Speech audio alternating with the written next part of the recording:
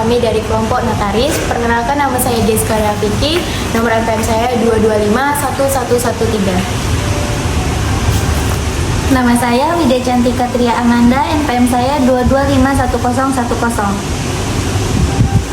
Nama saya Intan Fitri, NPM 2251105. Saya Rosinta, NPM 2251102. Saya Nimas Familia Hasana, NPM 2251013. Perkenalkan, nama saya Dylan Nurfahira, NPM 2251114. Halo, perkenalkan, nama saya Meriam Dablov Fidriono dan NPM 2251116. Perkenalkan, saya Dylan Nurfahira. Saya Widya Cantika. Saya Intan Fitri. Saya Meriam Dablov Fidriono. Saya Nimas Familia Hasana. Saya Jessica Rafiki. Saya Rosinta. Oke, halo semuanya. Saya Notaris Septa. Ada yang ingin saya bantu? Ya. Di sini kami ingin bertanya seputar tentang notaris dan kode etiknya. Oke. Apa pertanyaannya? Pertanyaan pertama dari saya Dylan Nurfahira. Pertanyaan yang pertama itu, Ibu sudah berapa lama bekerja sebagai notaris dan mengapa memilih bekerja sebagai notaris? Oke, untuk masa jabatan pertama saya dilantik SK itu tahun 2010. Ya. Alasan kenapa jadi notaris, kenapa memilih profesi notaris ya?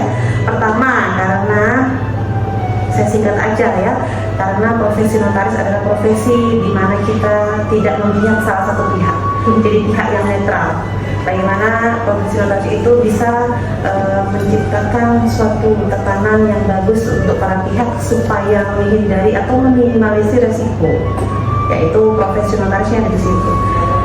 Beda dengan profesi hukum yang lainnya, di mana profesi hukum tersebut dia menyelesaikan masalah yang sudah ada. Nah, profesi notaris itu lebih kepada jangan sampai masalah itu terjadi. Tapi seandainya ada masalah terjadi, maka para pihak minimal sudah diatur apa yang akan dilakukan jika terjadi suatu masalah. Gitu. Oke, selanjutnya ada lagi? Saya Intan Fitri ingin bertanya, kira-kira apa saja pelanggaran kode etik yang umum dilakukan oleh notaris? Oke. Pelanggaran yang paling sering terjadi ya itu bukan hanya ada di Kota Batam, tetapi pastinya ada di seluruh wilayah di Indonesia di mana ada notaris lebih dari satu, ya, yaitu biasanya perang harga. Itu sangat-sangat tidak etis sebenarnya ya, karena notaris itu kan adalah profesi owner, kehormatan. Makanya notaris itu harganya bukan berapa harganya bukan, tapi honornya berapa. Honor itu dari kata saya owner. Owner itu apa? Kehormatan ya. Jadi harusnya yang namanya kehormatan kita jangan sampai ada perang-perang harga dong, seolah-olah jasa yang kita berikan itu dinilai dari ada nilainya gitu untuk diperdebatkan atau didebatkan gitu ya.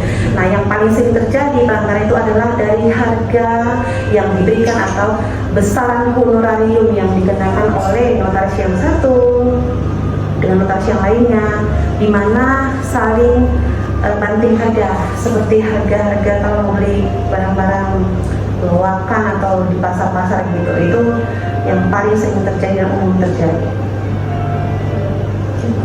Oke, selanjutnya. Kemudian ada saya bisa, jadi saya mau bertanya, kira-kira bagaimana sih untuk menjadi seorang notaris? Itu kan harus ada syarat-syaratnya. Ya. Itu syarat-syaratnya itu apa saja ya? Yang pertama tentu saja dia harus berlatar belakang hukum dong, ya. Ikut stratanya, ikut jenjang pendidikan formilnya SD, SMP, SMA, lanjut ke S1 hukum. Kedua, ambil magister atau pasca sarjana, ya. Kekhususannya adalah penotariatan. Jadi ada program magister penotariatan, ya. Nggak boleh hanya master hukum, karena dia lebih ke profesi notaris, jadi harus ambil magister penotariatan.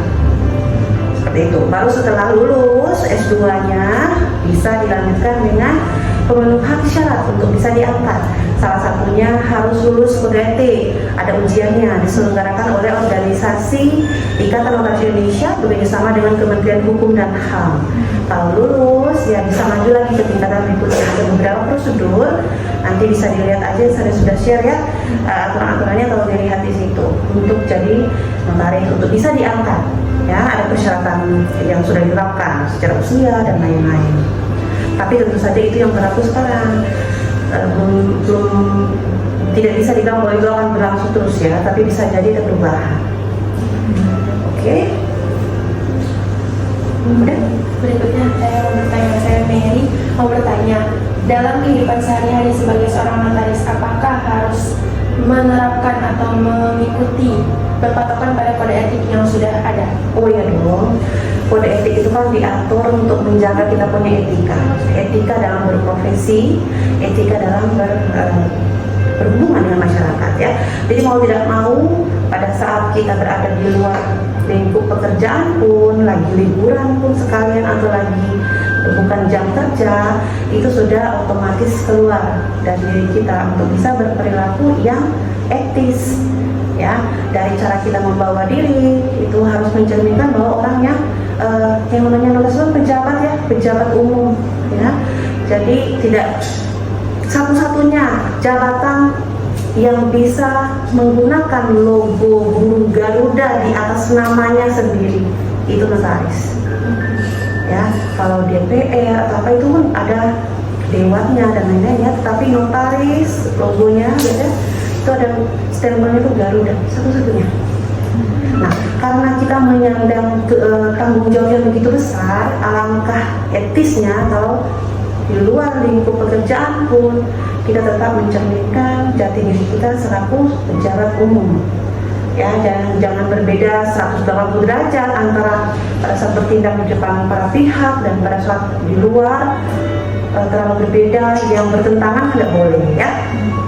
Saya. Oke. Nama saya Widya Cantika. Panggilannya? Winca. Oke, Winca. Jadi seperti yang kita tahu, kalau notaris itu kan nggak boleh berpindah-pindah kantornya. Berpindah apa? Berpindah-pindah kantornya. Berpindah-pindah boleh, siapa bilang nggak boleh? Enggak, maksudnya kayak punya cabang di Oh ya, tempat lain gitu. iya, berarti bukan berpindah, dia mendirikan kantor lebih dari satu, ya.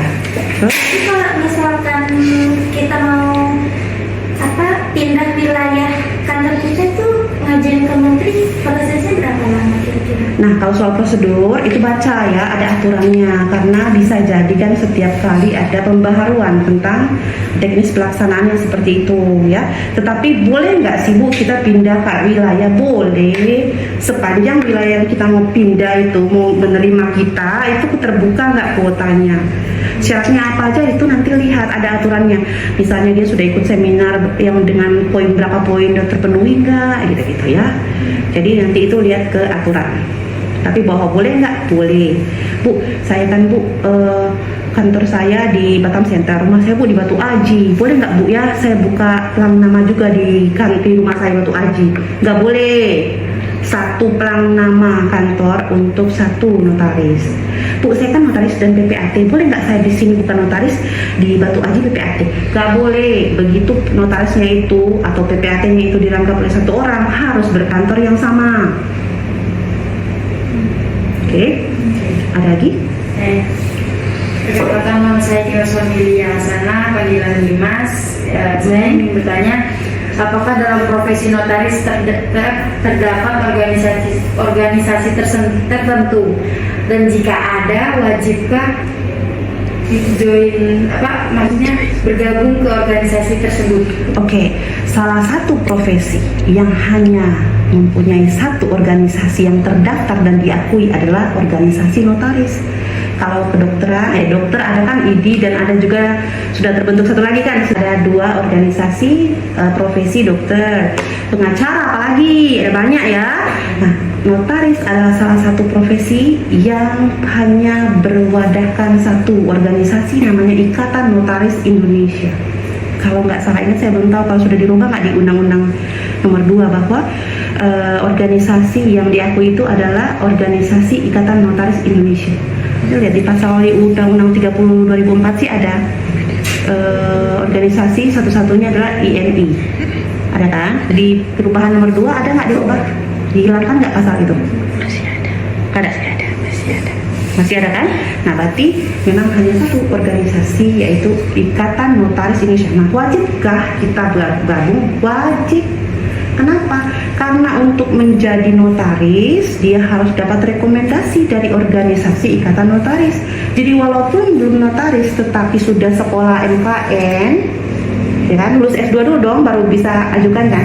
Nah, sudah lulus MKN tapi belum notaris, dia wajib melapor menjadi anggota luar biasa Ikatan Notaris Indonesia supaya dia bisa diikutsertakan untuk ujian kode etik, untuk rekomendasi mendapatkan SK dari menteri. Jadi wajib nggak ya? Wajib. Kalau nggak ikut gimana? Nggak akan dapat rekomendasi lah, ya kan? Ada lagi? Saya namanya Rosinta. Saya mau nanya, saya ada baca di pasal kewajiban seorang notaris, ada kewajiban untuk menerima calon notaris. Itu kan wajib katanya kan Bu. Berarti siapapun yang mau daftar itu harus diterima atau bisa ditolak itu? Jadi gini, aturan itu dibuat bukan serta-merta dilakukannya dengan cara seperti itu ya, tetapi karena ada naungan satu organisasi yaitu Ikatan Notaris Indonesia, maka ada pelaksanaan dari peraturan jabatan notaris yang lebih dikhususkan diatur di dalam anggaran dasar anggaran rumah tangganya Ikatan Notaris Indonesia.